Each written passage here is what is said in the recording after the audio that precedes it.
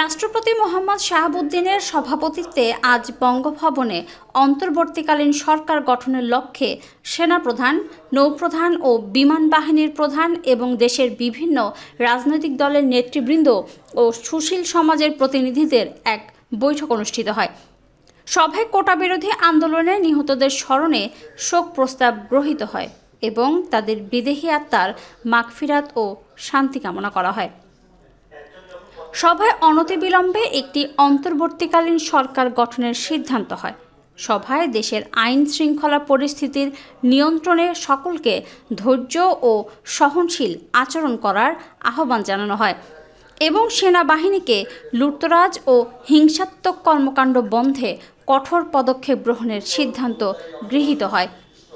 সভায় সর্বসম্মতিক্রমে BNP chairperson Begum Khaleda জিয়াকে অনতিবিলম্বে মুক্তির সিদ্ধান্ত হয়। এছাড়া বৈষম্য বিরোধী আন্দোলনে এবং সম্প্রতি বিভিন্ন মামলায় আটককৃত সকল বন্দীকে মুক্তি দেওয়ার সিদ্ধান্ত হয়।